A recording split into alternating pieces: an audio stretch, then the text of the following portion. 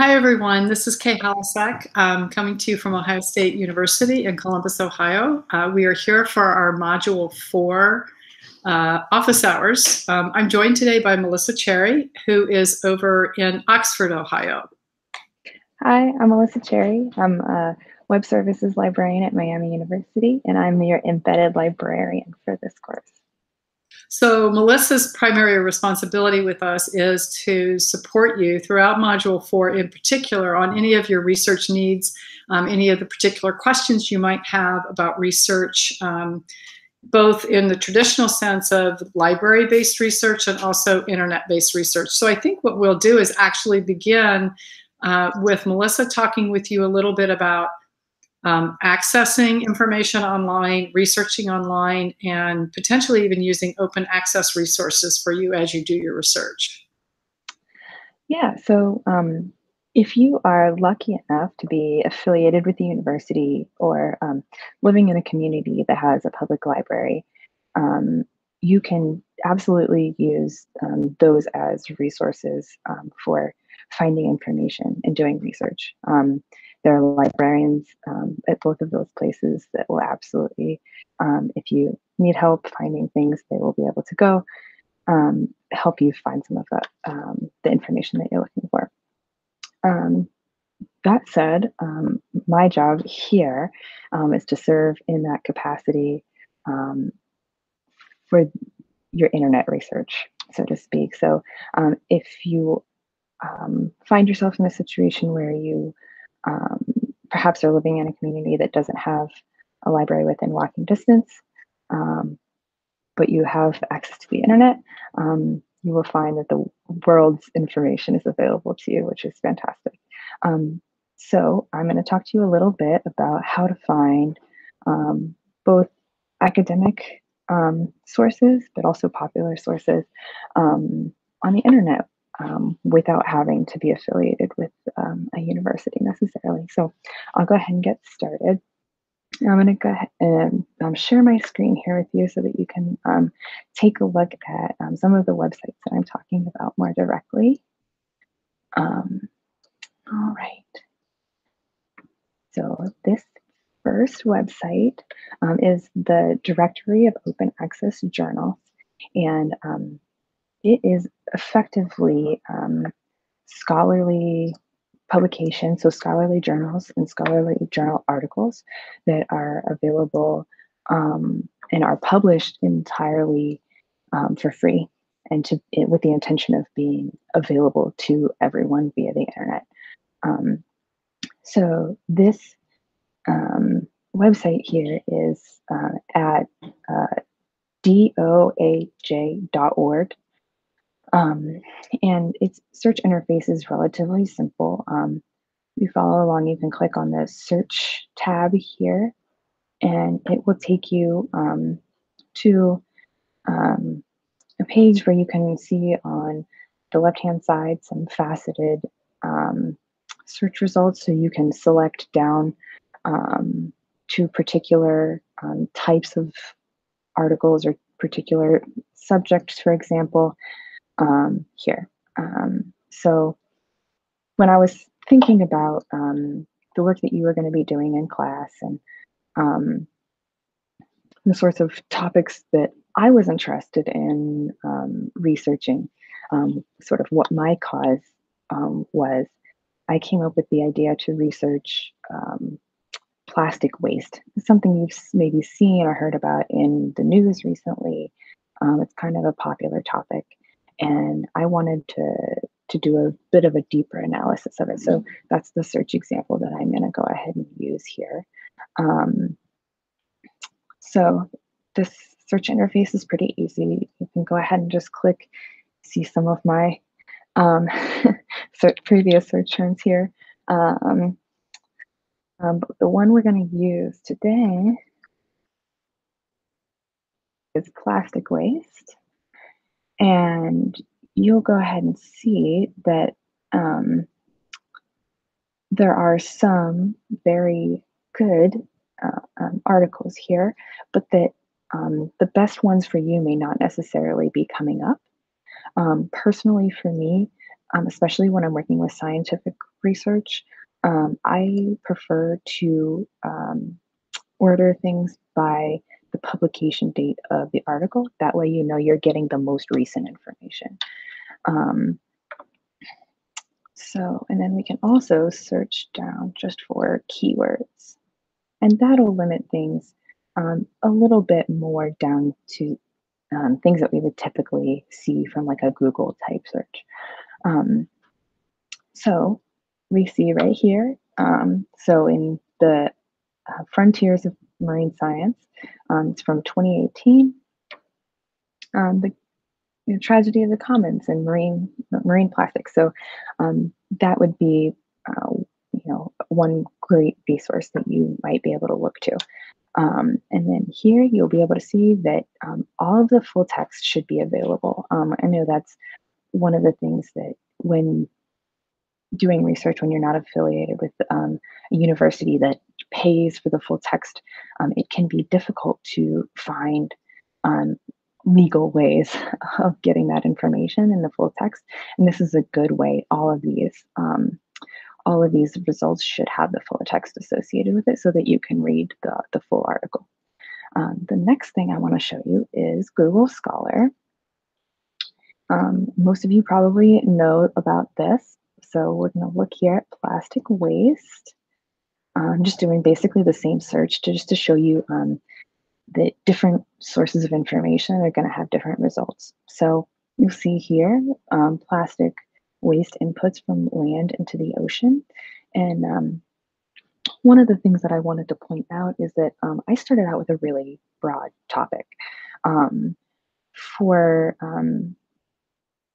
the reason that I think a lot of people generally know the broad topic that they want to talk about, but that when they go to do research, they have trouble finding things because they aren't narrowing down their research topic enough. And so to have a really rhetorically effective way of writing, we also need to narrow down what it is specifically that we're talking about. So just like you in some of your previous exercises, you would say specifically the audience you were trying to target, and you would narrow down to make your writing a little bit more direct. The same thing needs to happen with your research. Is you need to narrow down your topic. So for me, plastic waste is a huge topic that isn't necessarily going to be easily researched because it's too big. So one of the things that I was thinking about doing was because of some of the research results that I've gotten here, it looks like one of the big topics is that I keep seeing sort of come up is marine life with the ocean. So that's a potential way of narrowing down. And one of the things that I did want to point out was that throughout this process, it's very much a cyclical process in that you'll do some research, you'll find some things, and what you find may change your topic. It may change the search terms that you're using. So perhaps here, if I were to say, okay, well, I'm finding a lot of things about the ocean. That's something that's interesting to me. I can go in here and refine a little bit and see what kind of comes up. And then here we are, we find even more good articles. So narrowing down can be a very effective way of finding even more good articles. Now, one other thing I did want to point out was that just because you're not affiliated with the university doesn't mean that they don't necessarily have resources available to the public. So for example, the Knowledge Bank at Ohio State, so it's kb.osu.edu, is the institutional repository for Ohio State. And the reason I wanted to point to this was because a lot of times when you're talking about a cause, you're interested in talking about how it affects you and potentially your community. And so a lot of the scholarly articles or magazine articles, they won't talk about a particular place. They'll talk about sort of a larger issue.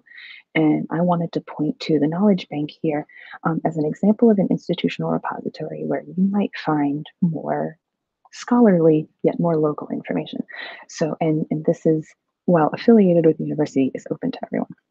So I'll show you the search here. And we'll go here. And we'll go down to our search results here. And right here, this third one, barriers and benefits to desired behaviors for single-use plastic items in Northeast Ohio's Lake Erie Basin. So for those of you who don't know very much about Ohio, Lake Erie is the lake that is on the northern border of Ohio. So this would be a great example of how to potentially narrow down our topic that's more relevant to me, that's more relevant to my personal experience. So if that's something that you're interested in, perhaps you can find an institutional repository from somewhere that's close to you so that you're able to see that sort of more localized scholarly. Melissa, I have just a quick question. Sure. How would someone go about finding out if there is an institutional repository close to them?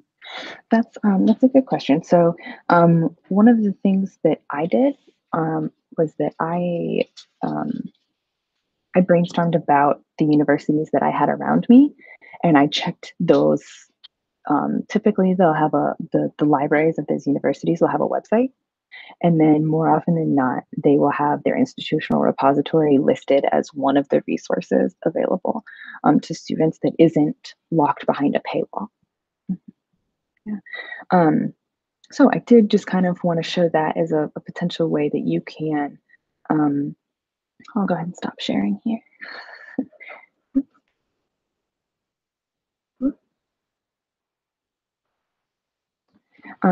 It is one way for you to be able to narrow down your topic in a way that's sort of more personal to you. So I did just want to point to those. I'll go ahead on the forum later today, post all three of those resources so that you guys can take a look on your own. But I did want to just sort of, again, repeat that research is very much a cyclical process. And so when you don't expect when you go into research to know exactly what you're going to be arguing, because we want to have, when we do research, it's a process of learning and discovering on our own what our opinions are and letting those opinions be informed by what we find.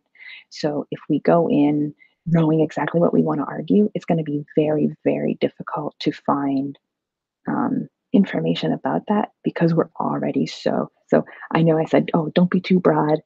Now I'm saying don't be too narrow. But there is really that sweet spot of sort of going in with a general topic in mind. And then once you find, using what you find to narrow down from there, can be a very, very good tactic to both inform yourself, but also use what you find to inform your writing. And I think that's probably the one thing that I want to get across. I do want to leave you with those three places to look for information. But for me, I think research is definitely a cyclical process, and it's more about learning because you can't write about what you don't know. So using your research to really inform that is critically important. I'll hand it back to Kay here for a moment. Just going to talk about BEAM.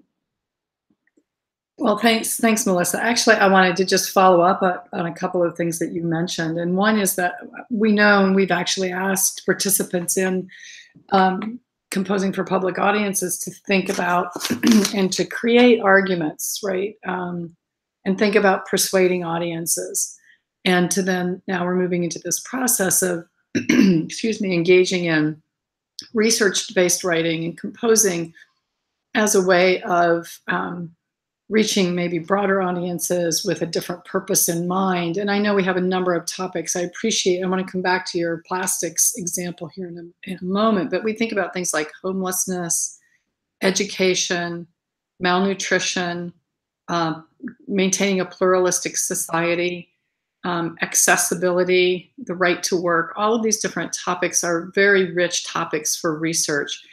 And as is the case, I think, for most of our participants, they're very committed to a particular argument or stance on a lot of the issues that they're examining.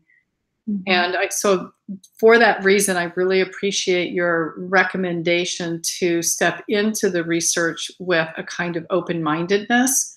Often in rhetorical practice in the teaching of writing, we'll say, well, sometimes it's very useful to step into that space with an open mind in order to sort of fully understand what counter arguments might be, or to understand what the perspectives of people who come at the subject from a different perspective might, what sort of orientation they might take to the subject. But what you've reminded me of too is that if we go into that space with an open mind, we also begin to recognize that there may be opportunities for stepping back and re-examining our current position, not just in the service of opposing counter arguments, but in creating a fuller understanding of what our perspectives might be, and to recognize that there may be some change there that could take place. I do want to go back to your example of the plastics because it was a really good one. Because we are hearing a lot in the U.S., especially because of recent decisions from the governments in China to not accept all of the plastics from the U.S. So what's happening in the U.S. now is because China has changed its policy on what it accepts in terms of recycled plastics, is that there's this huge buildup of plastics that are now just sort of they're literally piling up in U.S. Trash facilities, and a lot of what we think are products that are being recycled in the U.S. are now actually going into landfills. They're not actually being recycled because there's no place for them to go. And I didn't realize, for example, that the question of plastics and marine life was an issue in Ohio until you just showed me that article about plastics in Lake Erie. It had never occurred to me because Ohio, while not landlocked, it has one border, well, actually two borders, one with a river on the south and Lake Erie on the north. I had thought of that as a more global issue and an issue that involved oceans, because that's where we're hearing about these massive land masses almost of plastic that are floating around in the ocean. So it was helpful for me to see that because if I'm committed to that particular subject, that it does have a local impact on me potentially, and that I might think differently about the research, my research orientation and on that particular topic. So thank you. I appreciated learning a little bit there. I do think that doing research is learning, and you gave us a really good example of that.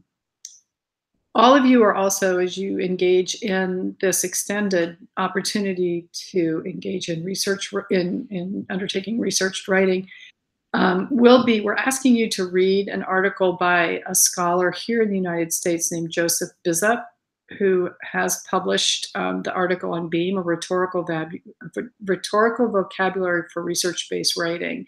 And we wanted to showcase that a little bit here in our conversation today, because it is such a valuable strategy for us, both as writers and teachers of writing and as librarians, because the notion of BEAM, which is using resources, scholarly, newspaper resources and so forth as background, exhibits, part of an argument or method. So BEAM is background, exhibit, argument, and method. So rather than focusing, as we have for so long in US-based writing education, on making sure students have enough research, whatever that might whatever might constitute enough research to support an argument, we've begun to talk about the different ways that writers can use use sources in service of their arguments.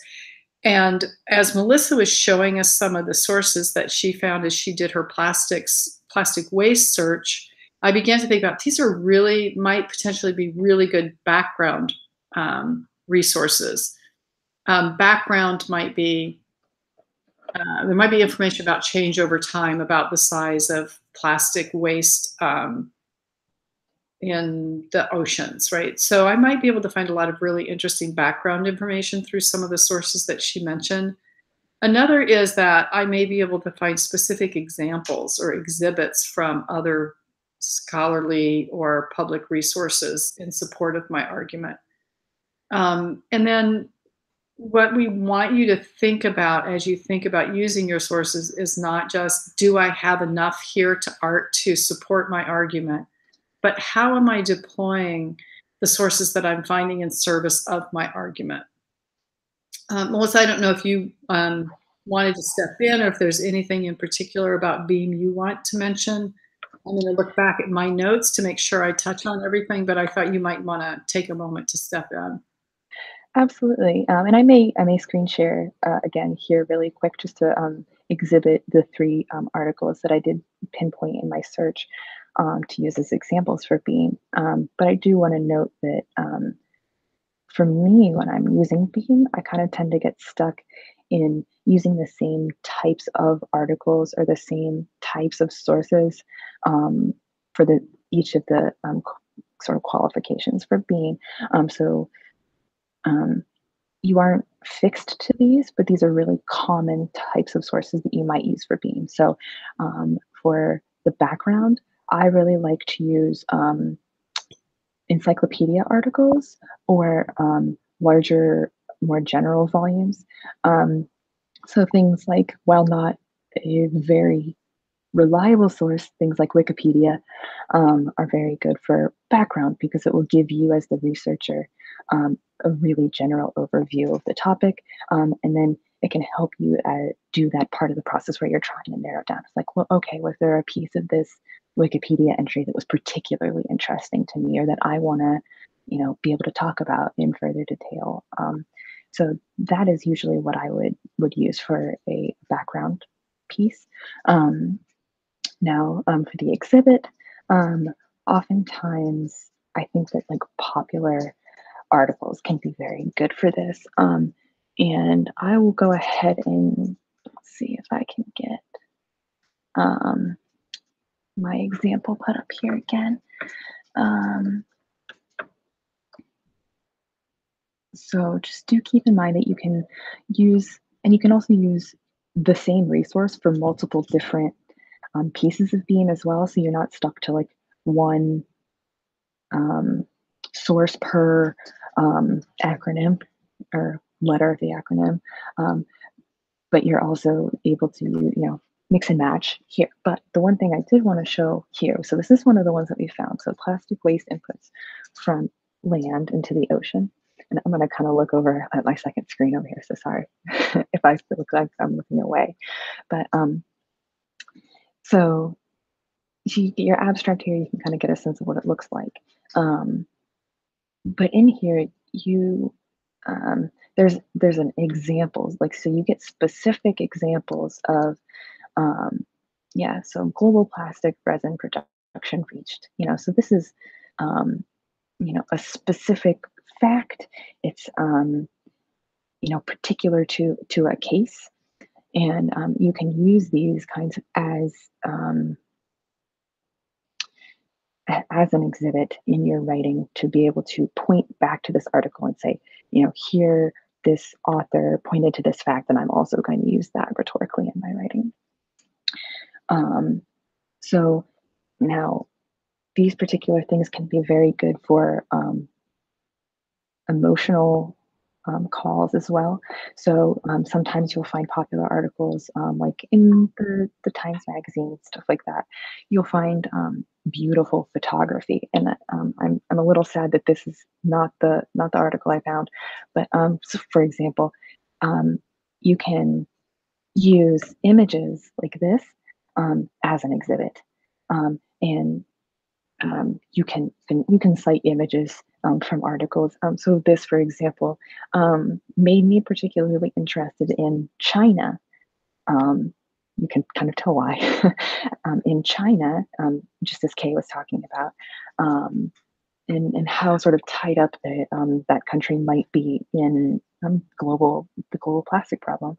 And so I think that this particular example is really effective and potentially a really good source to use as an exhibit.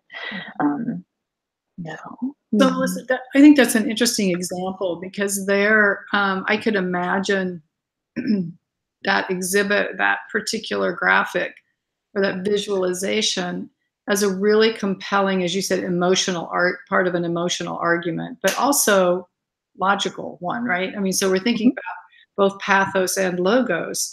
So the image itself has a kind of emotional power to it, right? Because we see that visualization and we see just how striking that visual is with respect to China. And so it draws out a kind of response from an audience. And so I could imagine if I were writing about plastic waste in the oceans in particular, and maybe trying to move people even toward changing their mood or changing their mind about the importance and the significance of this question, that might be a visual that would be extremely powerful in that respect. Yeah, absolutely. One of the things I also wanted to pinpoint as well is I'm going to try to share my screen again. I'm not going to show you the full text of this article, but I will show you just the title is one of the ones that we picked out previously. So governance solutions to the tragedy of the commons here. And you can kind of tell from the abstract down at the bottom of the screen that this author is making an argument for potential solutions to the marine plastic problem. So for me, as a writer, there's sort of the typical way to go about looking at this is like, okay, well, like, do I agree or do I disagree with some of the arguments that this author is making? And if I agree, how can I use that person's opinion or that person's authority to support my own opinion? Or if I disagree with them, how can I support my own opinion to sort of demonstrate what it is that they're incorrect about, or that I believe that they're incorrect about? So just sort of a way to use the idea of argument, that it's not just that the author of the piece is making an argument, but also how can you use the evidence that you're finding to make your own argument. So there's sort of both pieces there to kind of keep an eye on, and they're both, I think, equally important, at least depending on the kind of piece that you're trying to write. Method is a little bit more complex, and I'm not sure that I found anything in my search today that necessarily covers that particularly well. There may be some. There may have been that piece in the knowledge base article that went into a little bit more detail about exactly how they did the science, and that is maybe a good example of how somebody would do method. And Kay may have maybe a little bit more to say about this than I do, but I actually don't think I found a particularly good piece for method.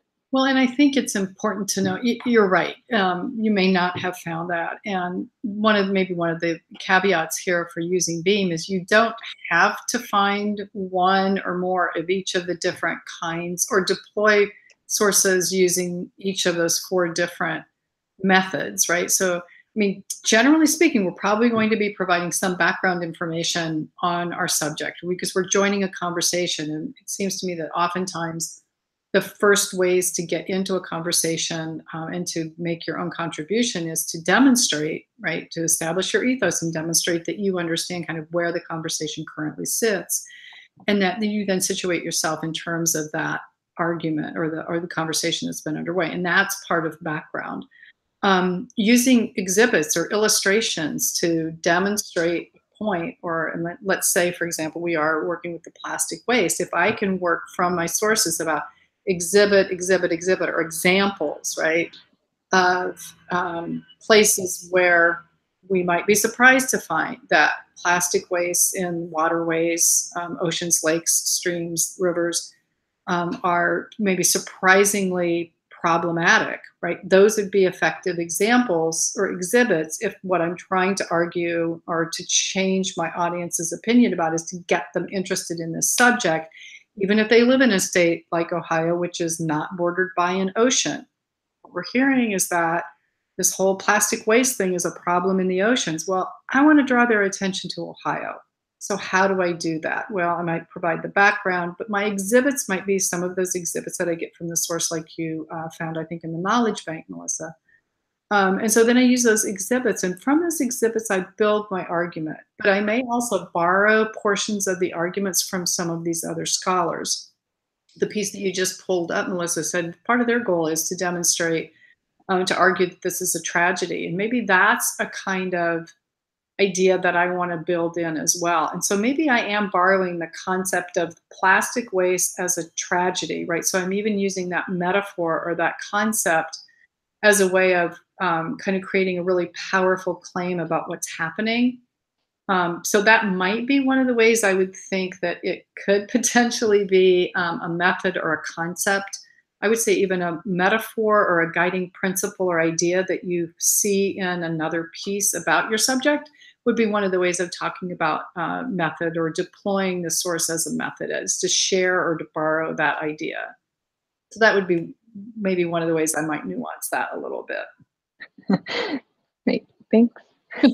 Well, and so what Melissa's conversation here reminds me of is she's taking us through these processes as one, there are a lot of places we can find sources, even if we're not located in a university library, have quick access to a public library. Internet sources, if you have that access, can be extremely valuable, especially as they're open access, like the Knowledge Bank. The second is that once you find your sources, or even as you're searching in them, is to remember that research is a recursive process, right? As she said, it's like the ideas and what you find in the materials that you've researched can help you formulate, reformulate, maybe think about differently or shift your opinion potentially, but certainly potentially to shift how you're taking up the question and using those sources in your work. And then the third is how, using Beam, how do we actually deploy the sources that we found in service of the argument that we're making? So we're talking really about a kind of a three-step process here. And I hope that that's been helpful to you. We are about 30 minutes into our office hours now. I don't believe that we have any questions that have come online. Rebecca Hudgens is with us, and she is monitoring our Gmail account. Rebecca, would you, if you could just put in the chat if any questions have come in, that would be great, and Melissa and I could look at those.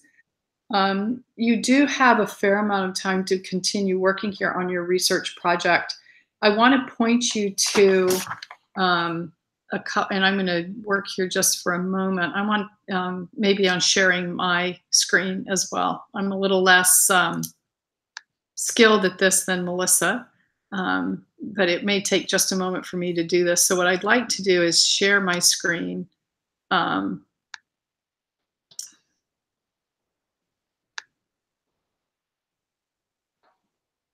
And it says I'm sharing with everyone, but it looks like, well, here's where I want to go. I want to point you toward, in our discussion forums, want to point you to the research questions discussion forum here. And here is where you can post your questions about doing research. And this is the discussion forum that Melissa especially will be monitoring. So that will be one place to post questions if you have them. And then I also want to point you toward share and discuss assignment 4. as another location where you can begin conversations with one another about the research-based project here. So if you'd like to go to either of those discussion forums, those are two that you can use in particular in our Carmen course for undertaking and examining your own research, and then entering into that conversation with one another about your research, providing feedback to one another about the topics, about the approach, about audience, about how they may or may not be using Beam, and so forth. Melissa, I don't know if you had any final comments or if there was anything else you wanted to point out. Well, I guess maybe one of the things I do want to talk about is what the benefit of using some of the sources that I've pointed out over just sort of doing a typical Google search, or so why should I use Google Scholar versus just regular Google? So I'm going to go ahead and screen share just like my Google. I just did this Google search, so you'll be able to take a look here and see. Talk a little bit about analyzing some of these sources. So I'm going to go ahead and share my screen here. So here's just our plain old plastic waste. So you'll see over here on the right-hand side is one of the things I suggested. So maybe if you're just getting started, this might be a good place to go to the Wikipedia page of plastic pollution and get a sense. Now, what I wouldn't recommend is using or quoting anything from Wikipedia, because any random person can go in there and change what's written. I'm sure you guys have seen people do goofs where they go in and they change random information about people because they think it's funny. So anybody can walk in and change Wikipedia. So wouldn't quote it, but it's still a good place to kind of go and get inspired, I think. So that's kind of what we have on the right-hand side of the page here. But some of the other things that we do have are these results. Now, you'll notice at the top is that we have millions of results. So that's completely overwhelming. It's, we got maybe 1,000 or so from each of our previous searches, but, millions of results. How are you ever going to find what your ideal article is in here, right? So Google just kind of makes a guess at some of these. So plasticpollution.org. So we can take a look at some of these. So let's go ahead and go to plasticpollution.org and see what we can find about it. Do a little bit of an investigation. So one of the tools, or one of the ways that I like to investigate internet sources when we're not sure whether or not they're coming from a reputable source, like the DOHA, or like another scholarly journal source, is using the CRAP test, the CRAAP, it's an acronym. The CRAP test, it discusses currency, relevance, authority, accuracy, and purpose. So we can kind of use that as a test to see whether or not we should trust the source that we found. So one of the first things, like for currency, that I noticed about this is it was updated in March 2018. So that's pretty recent. So I would say that this is a pretty relevant and current resource. So that kind of passes that test. The relevance, well, what does it have to do with our topic? So there's not an abstract here. Normally I would point to that. So you can kind of see that it is very relevant to our topic. Now, is it relevant to my topic of plastic waste in Lake Erie? Perhaps not directly, but if I'm in need of finding, maybe not an example, but if I'm in need of finding background, perhaps this would work, even though it's not specifically about Lake Erie. It may still be about plastic affecting marine life, something like that. So it can still be relevant even if it's not exactly about my topic. So this appears to pass that test. Now, authority is the tricky one. So there are a couple different ways that you can gauge authority. So one of the ways that I would start is by doing a little bit of investigation about who Claire Le Guerin is. Um, does she have any degrees in, environmental studies, maybe? Like, what are her, is she just, a blogger that has the same level of authority as you, perhaps? So what is it about her or her background that can recommend her as a reliable source? Um, Another that you can do is that you can check to see whether they have cited their sources. So typically those will be at the bottom of the article. A lot of good pictures on this one. Wow, it's really long. So we'll go to the very bottom and see if we can get some sources down here. So you'll see there's no sources. And also here, first published in 2009, updated in 2017. So maybe not as relevant as we first thought. So be a little diligent when you're looking at these. But it doesn't appear as though they have It looks made like they're cited parenthetically, like in the yes. in the text itself. So it takes you're right. It takes a much closer examination to see if that's there. Yes. So you're gonna have to, as an informed reader, you are going to have to dig deep to see whether or not, they're pointing to these facts, but you're going to have to dig a level deeper to see whether any of these facts are true, um, if you want to use them for yourself. Now, the great thing about when you do that is that this is the way I like to think of internet resources, is they're a finding guide for the actual resources that you want to use. So if this person cites something and you see something particularly compelling, or an article that describes information or uses information that you find particularly useful, go find that article. It may take you an extra 20 minutes, but you're that much closer to the source of the actual information. You're not kind of getting it secondhand. And for all you know, this person, no matter how authoritative they are, may have misinterpreted that information. So going the next level deeper, even though it may be a little bit more work, will make you that much more informed about what you're writing about, and it will enable you to sort of check up on the actual resource to know whether it's actually telling you what it's claiming to tell you. And so the next one is accuracy, the next A, and it's similarly, you kind of have to do similar digging with those. This is like,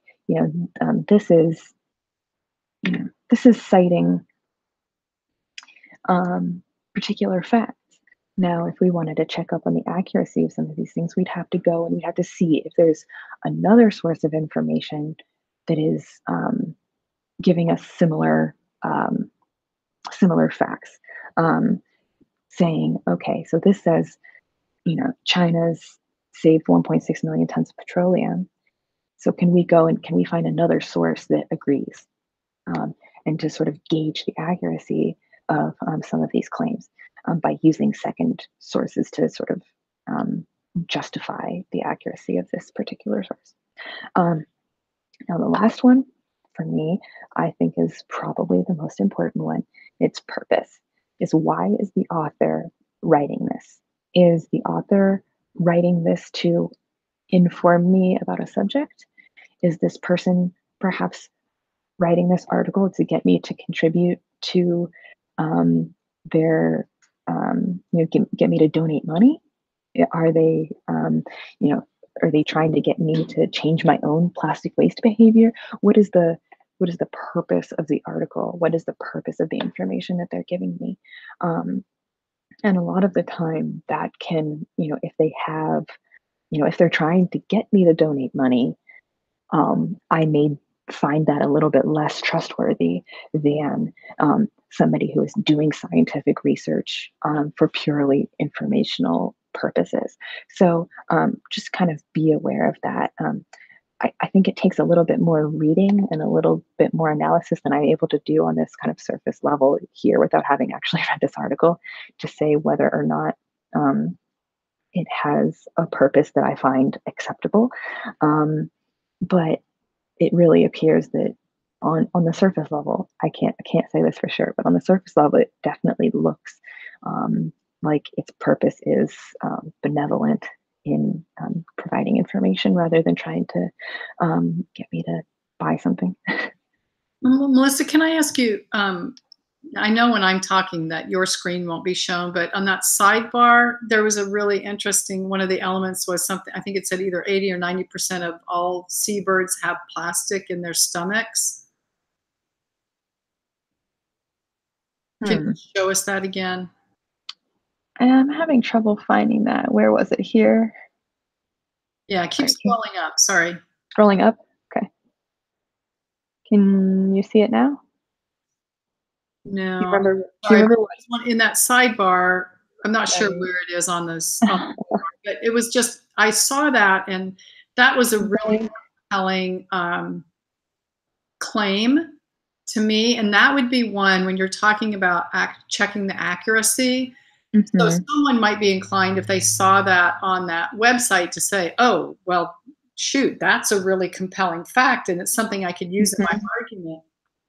But we don't know whether that's accurate. We don't know the source that it came from. It just appears in the sidebar of that website. And I'm thinking, gosh, that might be, maybe it probably is accurate. Maybe we can go into this with this sense of, I want to believe that, but we want to verify, right? We want to verify that that particular claim, as it appears on that website, is accurate before we use it as part of an argument that we might be making.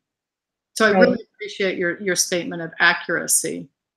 And I think this article is a particularly good example, actually, of that as well, because I was doing an analysis of the article, but you expanded out to doing an analysis of the web page as a whole. So I would say be very cautious of that, because just because the article has facts that you've confirmed doesn't mean that the linked articles do as well. So these linked articles written by completely different people come from completely different sources. And just because they're linked here doesn't mean that they're as trustworthy as the author or this particular piece itself too. So that's one of the most confusing things about doing internet research. If you're not getting something from a source that like a scholarly source, the places that this article is linking out to could have a completely different purpose, could have a completely different authority from the place where it's linked from. And for all we know, this list is coming from a Google search, this box is populated from a Google search that the author of this website doesn't even know what's up there right now. So it's entirely possible that it's not even a curated list. And so you have to just sort of be very aware of, and it's hard, but not believing everything you read. Yeah, I completely agree. I'm going to try to screen share now too, just briefly, Melissa, to put up those 4 terms again: currency, relevance, authority, accuracy, and purpose. So these are the 4 elements that Melissa has just talked about that are critical to your personal evaluation of the sources that you're reading. Now that's really critical then, doing a fair and thorough job of examining, making sure things are current and relevant to the argument that you're making, but that you've sort of vetted the authority and accuracy and purpose of the sources that you're using, because that's going to actually positively impact your ethos as an author. There's in some ways nothing worse than using something and relying on it as part of your argument, only to find out that it's erroneous, because that undercuts not only your argument, but your ethos, and then your ethos moving forward if you're someone who's continuing to contribute to a conversation about the particular subject. So very, very important elements of research to keep in mind as you're analyzing and then moving uh, uh, from the analysis of the resources to then deploying them in your own writing. Absolutely. And sometimes I also like to turn that around on myself and say, what is my, do an self-analysis using that acronym as well. So saying, what is, the sources that I'm using, what is the effect of those on the accuracy of what I'm writing? What is, and you've already done this in the class. What is the purpose of what I'm writing? And so you can kind of use it in both ways. So just maybe a little bit of food for thought there as well. That's such great advice, right? So in the same way that we're analyzing and putting our sources sort of to the test and vetting them, we need to sort of turn that same kind of analysis on the writing that we're doing. Exactly. Like if I were a reader reading what I'm writing, what would I think about the way the articles that I've cited? Or would they find the lack of citations suspicious? Something like that. So I think it's important to turn that around and be a viewer of our own writing in that kind of way as well. And that's actually something then that each of you can sort of take up as others in the class post their research projects and their ideas toward their projects on the discussion forums. You might want to sort of take that kind of approach and ask yourself, well, as a reader, do I find this current? Is this current enough for me? Is this relevant? Does this demonstrate the authority of the author? Does it appear accurate? And does it align with, or what is their purpose and how are they using the sources relative to that? So Melissa, thank you. Thank you so much for joining us. And to everyone out there, remember to step into the research question discussion forum. If you have specific questions for Melissa, I think, Melissa, that's where you'll post the links to what we talked about today. Yes. Okay, great. So check out that research discussion forum and then step into the Module 4 forums. We're looking forward to seeing more about the subject that you're taking up, everything from homelessness and building strong school communities to education, protecting pluralism, and accessibility in e-domains. We look forward to reading more about your work. Thanks for joining us. Thank you.